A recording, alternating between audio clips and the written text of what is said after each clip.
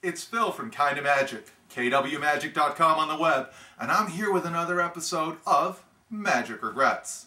Once again, thank you everybody who's made comments on our YouTube channel. Thank you for your emails. We really appreciate it, and that's going to make us keep doing these. I'd like to address one of the comments this week and actually go over a trick for you, and that would be David Stone's window. Now, it's a card through glass, or it claims it's a card through glass. It really isn't. It's a transposition on the other side of the glass, and I understand that you could say, hey, the other card comes back through the glass. So it's not your traditional card through window trick. The videos look great on this, and we were kind of excited about it. MSRP on this, $79.95. Now you can find it cheaper elsewhere. We have ours at half price right now. We're not going to be stocking it after we've sold the last few units, just because we weren't really happy with the quality of the gimmicks. But, you know, I'm sure that if you were to write to David Stone, they may send you another gimmick. Let's have a look here. I'm sorry, I'm not trying to put words in David's mouth, because I don't know if he'd do that or not, but I assume he would. First thing you need for this trick is a piece of glass. Now don't worry, it packs flat, plays big. Well, the glass is big. The trick only plays about 3.5 inches by 2 inches. A lot of complaints that I've read, particularly on the internet, and is that the card doesn't lay flat. We tried a couple different ones. Yeah, they didn't lay flat. This was about the best one, and I think this is usable. I don't know what it looks like on camera, and I won't know until I rewatch this, and you're watching it too, so you can tell me. The trick then, you are going to rub the glass, and the card is going to do a change. Now, there are 4 or 5 different routines taught on the DVD. Some of them practical, some not so practical. Really, you're going to need access to both sides of the glass in order to clean this trick up. Because what's going to happen is, after you do the transposition, people are going to want to run around outside and grab the gimmick, and you really don't want your spectators touching that. So I would look for an open window somewhere where you can have access to both sides of the glass. And the idea, of course, is you would rub or cover up, and then when you change, the card's transposed. Sorry for the crude demo, guys. I didn't want to spend a lot of time on this because it's not a trick that I'm ever going to perform. I like it, and it probably looks good on camera.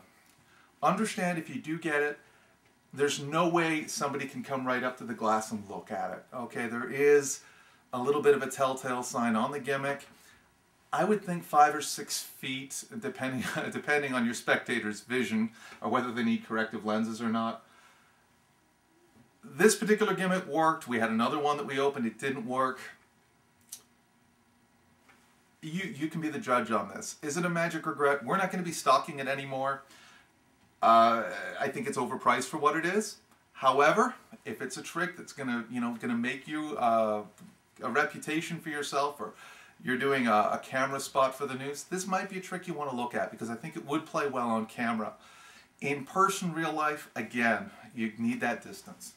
So, don't know whether to call it a magic regret or not. I'm not going to call it a magic regret. I think there's some potential here. Leave it at that. You can decide.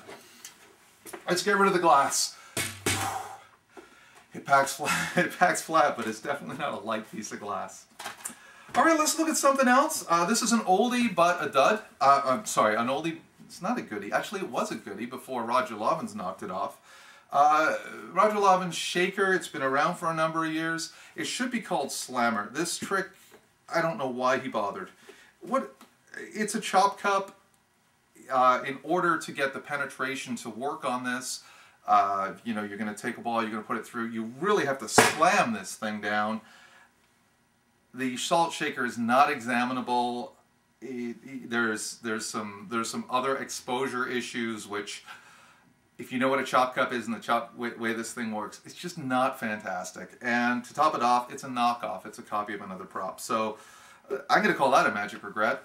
Roger Lovins Shaker. It's a few years old. If you see it, I mean, you see one used or something, don't buy it. Here's one that I thought was interesting. And the reason I found this interesting is because I love Bazar de Magia products. They're wonderful products. They're always good quality. This is the cigarette vanisher, the lit cigarette vanisher. You can also make it reappear with this. I think that this is a fantastic item. Let's open it up, shall we? Oh, that would be exposure, wouldn't it?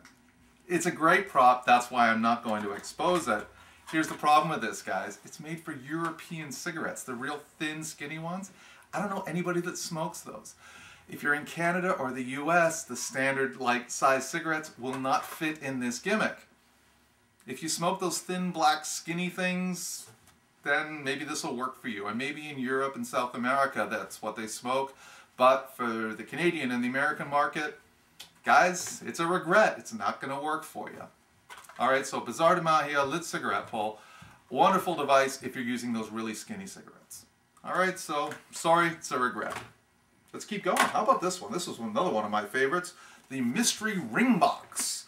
As you can see, there's a ring, there's a door, and we open it up. What do we get? A completely different prop. Yeah, we got a dozen of these in, all wrong.